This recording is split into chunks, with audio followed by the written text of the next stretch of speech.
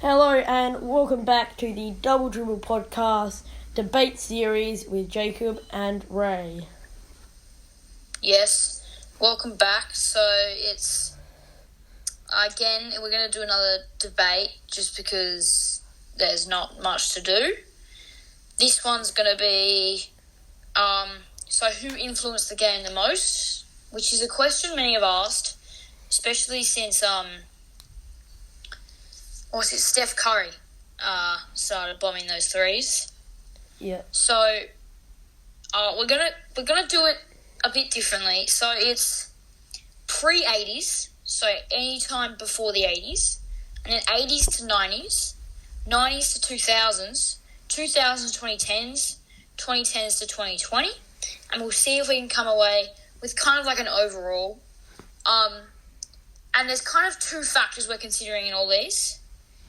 There's who actually brought in the popularity of the NBA and has influenced the popularity, and who's actually changed the game. Like, for instance, Magic and Larry Bird, they didn't, totally change the way the game's played. They did a little bit, but they didn't totally change the way the game's played.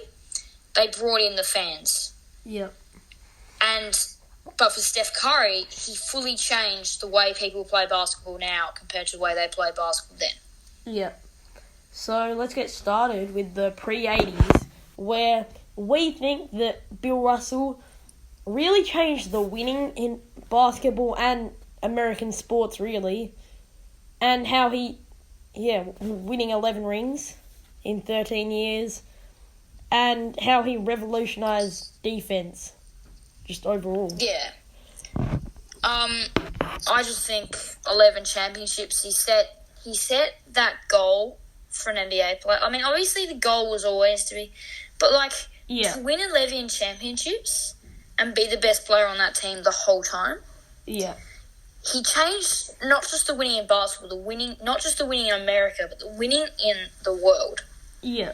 He set a bar that is just purely really unreachable. Yeah.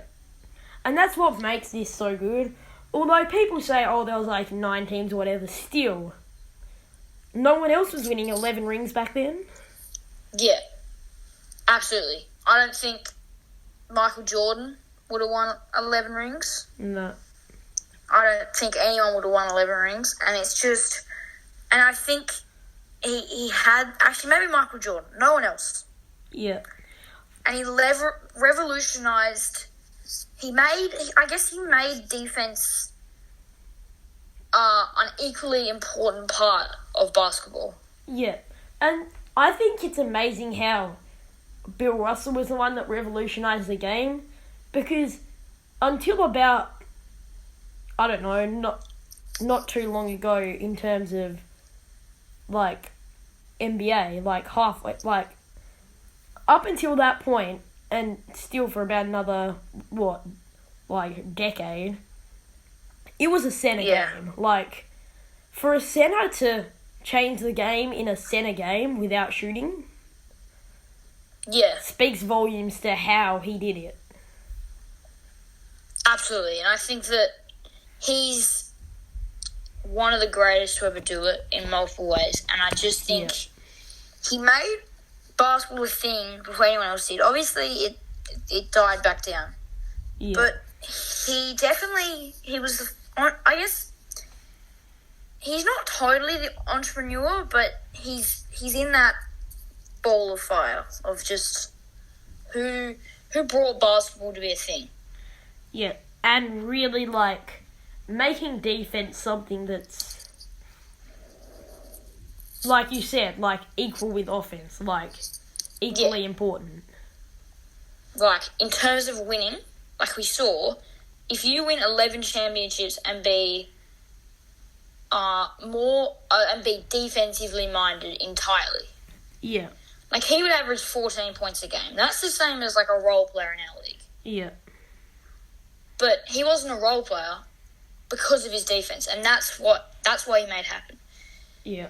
But obviously, it's not just him. There's the runner-ups, Big O, Oscar Robertson, just because of I guess triple doubles, the guard play. Yeah. And the ability to do all things, I guess. yeah. And then we also had Jerry West for, like, him and Oscar Robertson mainly. Like, before them, and still with them, it was a heavy center league. Yeah, no. And it was still for Yeah. ages, but they were the first major guards, I guess. Yeah, they pioneered the way for guards. Yeah. And then al- also Wilt, because Yeah. it's kind of hard. I guess he kind of did the opposite of Russell. He was the first major scorer. while still averaging, like, I don't know, Yeah, 25 boards and like a million blocks. unknown amount of blocks. Yeah, so we've got Bill Russell for before the 80s. And then the 80s to 90s. So this is, Jordan was drafted mid-80s. Yeah. So for me, I have him as a runner-up for this generation. Yeah. But he hadn't really... No, but He he's had... a runner-up because he was never going to be, he's never going to win it. Obviously, there's not an award, but, like, he was never going to be the most influential player in his 10 years. Yeah. But he could have been, like, he did change it because it's a 6-year span, right? And also with the Air Jordan. Yeah. Like, that changed the game in terms of shoes, which is a major part of basketball Yeah. now. But we'll start with Magic. We've got Magic versus Bird for this one. Yeah, the rivalry was the real part that influenced the game. The real thing that changed the game. Obviously, two players. I just think if you made a chart of popularity in the NBA and who influenced it the most, it'd be like Bill Russell and stuff, like quite low down, Yep. and it stayed kind of low. And then Magic and Bird, their rivalry, and Magic's flashiness and Bird's shooting, Yeah. shot it up to a point that they've never seen. Yeah. And then Jordan just put it way And over. Jordan just went to the top of the mountain and beyond. And And then now LeBron was able to carry it over. Or Yeah. Kobe, LeBron, Steph, all those guys. Yeah. So this was really what started the popularity of the NBA, if you think about it. Yeah. Like it's what made the NBA one of the biggest leagues in the world. Bird was one of the first great shooters, and he was widely considered to be a top 5 shooter of all time. Yeah, and he was also... I don't think many people think of this when they think of Bird, but he was really probably the first, like, forward, really good shooter. Yeah, he was the first person above, what was he, like 6'7", 6'8"? Yeah. He was the first person above 6'5" to be able to shoot the lights out of it. Yeah, because back then when the three-pointer was, like... I think First him introduced. and Magic came in when it was first introduced. So it was basically a concept for guards to get a lot more involved in the game Yeah, and advantage them. And then this 6'7" forward just comes along and starts bombing them. yeah. Absolutely, and obviously his mid-range was deadly as well. Yeah. He was the first person to have really amazing, flashy passes, I guess. Yeah. Like, And the it's kind of like Bill Russell, but how he led the, like, Showtime Lakers transition-based, really, offense with the flashy passes and the dribbling leading to dunks and stuff. And he brought in the tall guard play. Yeah. Like, we'd never seen that before.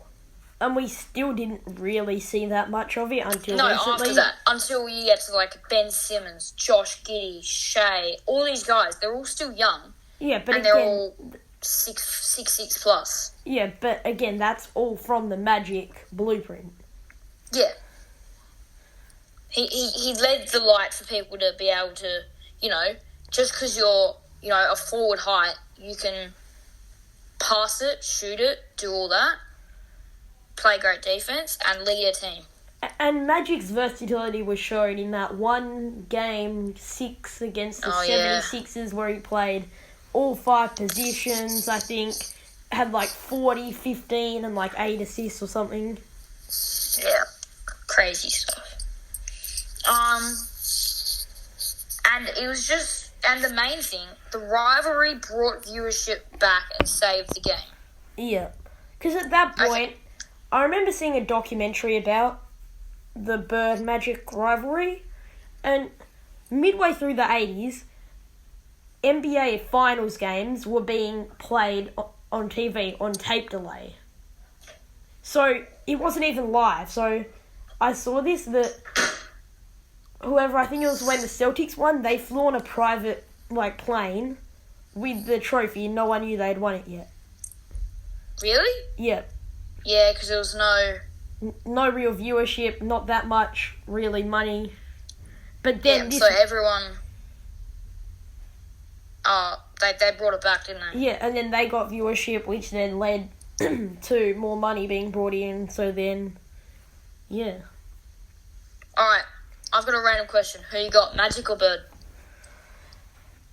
Depends. They're both really well rounded in different ways. I don't want to depends. Who you got, Magic or Bird? Is Magic 4th, 5th, 6th? Is Bird 4th, 5th, 6th? Who's ahead? Who's behind? I think Magic's in front. Wait, all-time list? Yeah, if you're making an all-time list, also, I'll go all-time list then one-on-one. I got Magic on all-time list. I think he won more championships. One more? Something like that. Or a couple more. Didn't he get 5? Oh, yeah, I think he got 5. It would have been 2 more because Larry got 3. He won, I think they won each, 2 MVPs. No, Bird got 3. Oh, did he? Oh, yeah. Yeah, Magic might have got 4. I don't know. But who you got? All-time list. Yeah, I got Magic at 4, Bird at 5 or 6. I got Magic, but by 1 or 2. Yeah, and then one-on-one? I think Bird. Yeah, I think anything up one-on-one, I'd probably give it to Magic for passing and rebounding stuff, but just the shooting in a one-on-one, and I think that. You go. And I think the shooting in a one-on-one, it'd be hard to guard. Yeah. And I also think that Bird's not that far off. He's only a couple inches shorter. Yeah. So then height is basically neutralised and Bird has that more one-on-one game. And he plays more one-on-one, right? Yeah. Because that's the way he has to play. Yeah. Well, not has to play, but it's the way his game's been formed. Yeah. In terms of runner-ups, we said Dr. J with his flashiness and just, again, also bringing the NBA back. Those sorts of players, along with this rivalry, really brought it back with the flashiness, the, highlight sort of thing. Yeah, the highlight reels, the weird corkscrew reverse layups. Yeah. It made people want to watch it, right? Yeah, the thing you can turn on knowing that most nights you're going to get something crazy. Yeah, and it's all the stuff we see right now. Yeah. But that was built. The framework of that was made and built by these guys. And that's included with MJ. Yeah, who's the other runner-up, like we said. Just with... Early on, it was too early to really overshadow this. But, like I said before, the shoes really started taking over to form the shoe game we should see today. That led into 90s to 2000, but it's not even disputed, is it? Yeah. Just the popularity. Anywhere he would go out in public, he would be mobbed. Yeah, and again, you keep going with the shoes. Again, we talked about how he tipped it over the mountain. Yeah. Just the popularity of NBA. It's hard to put this, but he made everyone watch it. Yeah. We said it before, but like the pure like the amount of like view time if you had the Yeah. on like those sport casting channels or whatever it was in like the 90s. Yeah. And the amount of view time from the 80s to the 90s to 80s to 2000s would have been monumental. Yeah. Because MJ would have skyrocketed. I'm sure. Yeah. I'd willingly bet a lot and Yeah. say that. Because just the way he was able to, especially earlier on, like earlier 90s. Yeah, well, When he was younger- athleticism. Yeah, or not His that game was built around his athleticism. Yeah, the drives, the dunks, the flashy lays. Yeah, And then and it's like you said before. You can switch your TV on and always expect something good. yeah, It's always expect something that you know watchable. yeah. Runner up, no runner up. Yeah.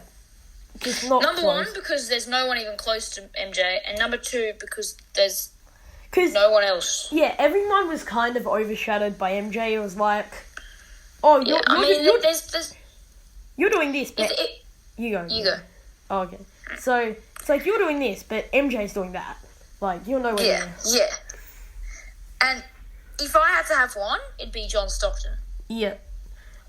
And it just, I don't know, it's all overshadowed, but if I had to have one, it'd be John Stockton. Yeah. Oh, yeah, and I was going to say this. Also, the way he saved, like, shown in The Last Dance, how he saved that Bulls franchise. Yeah. Yeah. Like, if it wasn't for him, do we see a Bulls franchise right now? Probably not.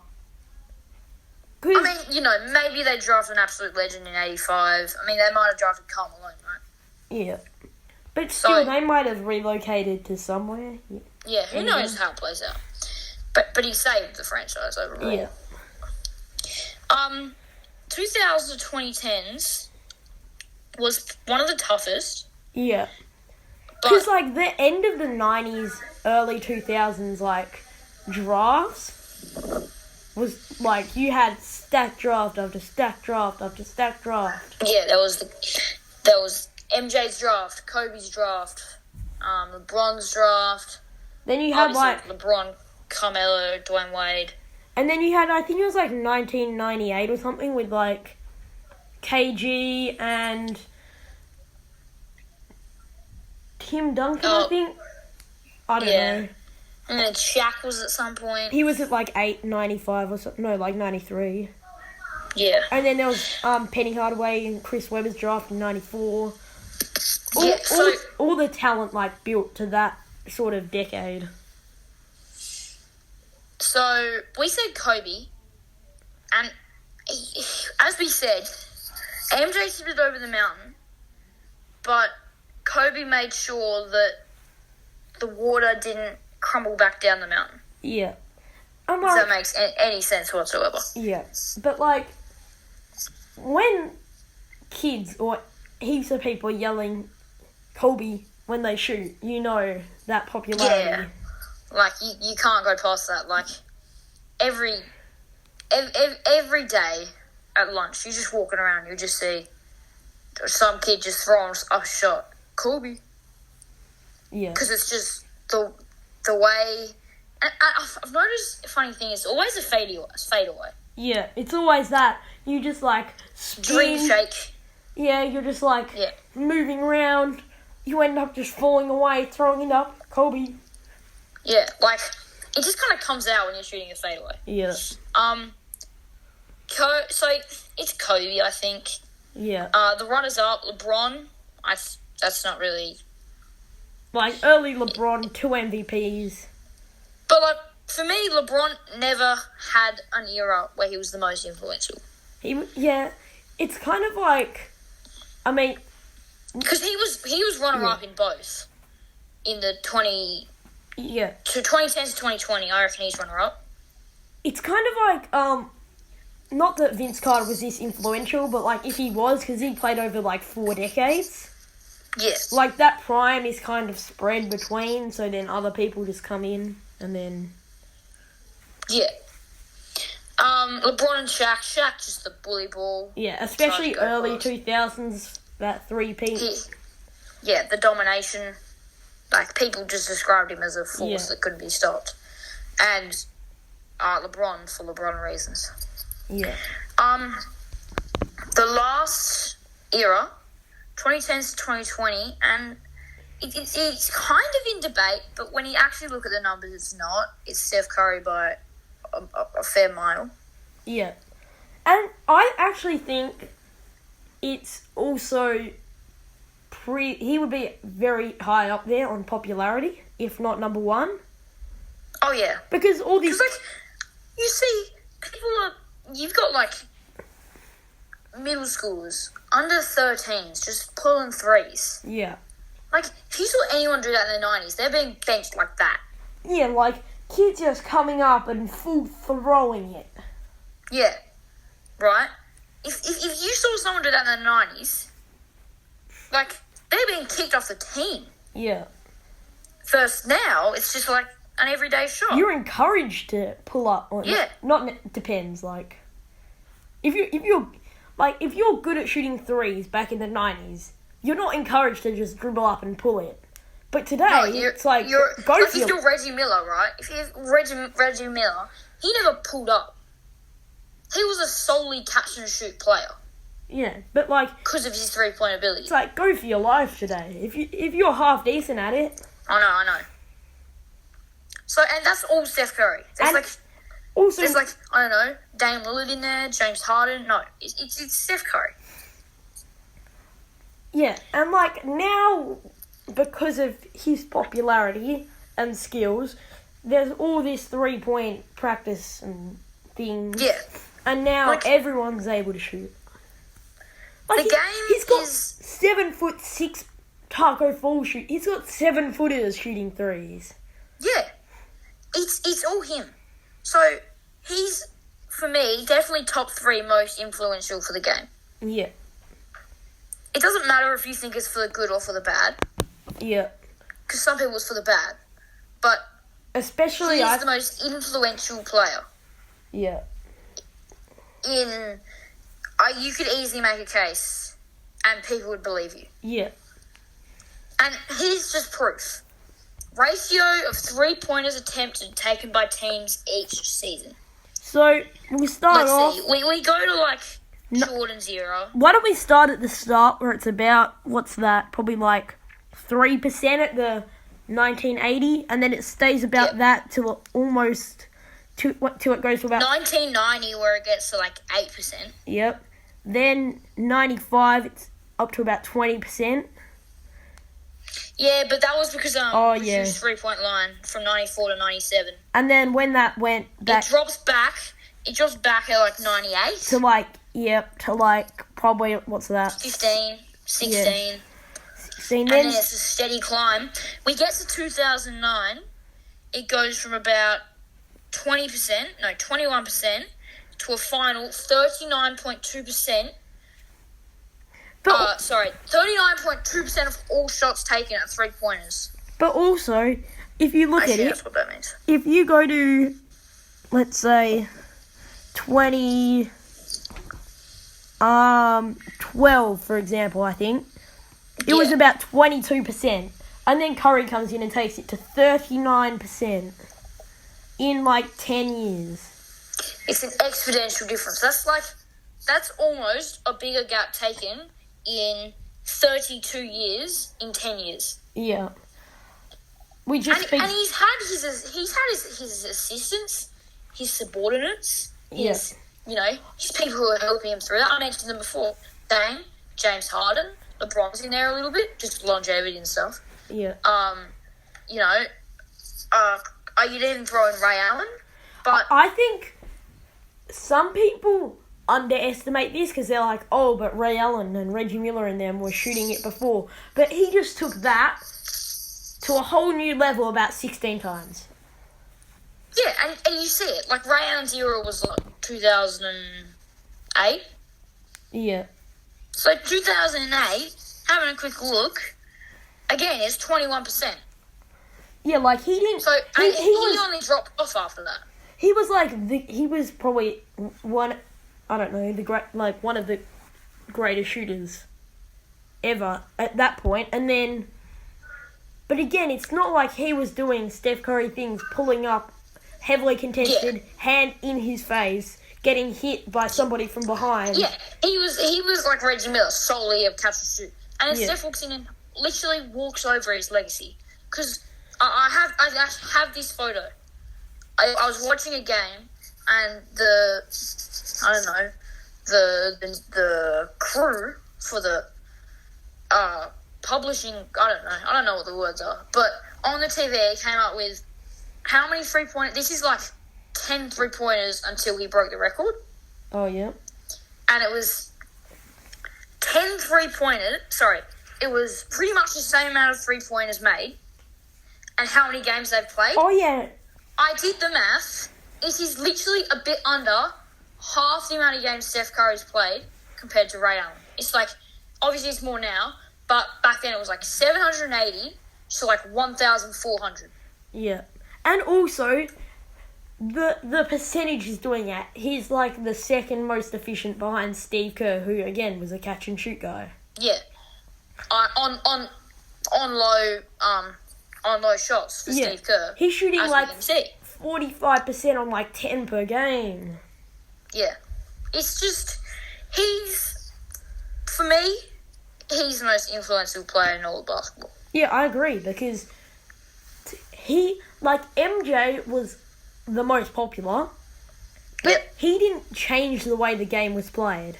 Yeah, Kobe he didn't- still had a virtually post-oriented game, at Yeah. least in his second half of his career. And the first half was just based off athleticism, which we had seen before. Magic v Bird, it sort of did, but that was kind We'll of, say I'll just call it the entrepreneur. it wasn't really evolution, it was kind of more evolution of the game, like, with like, Yeah, that's exactly how I put it. yeah, because like, They Bird shooting is evolution of the game. The 3-point line was put in a few years before. Magic's size at his position is evolution of the game. Yeah, but what Curry's doing is evolution of the game times about 20. Yeah. I mean, like, because he's just...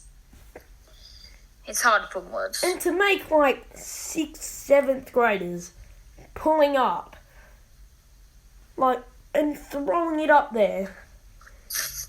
It's unseen, because it Yeah. is unseen.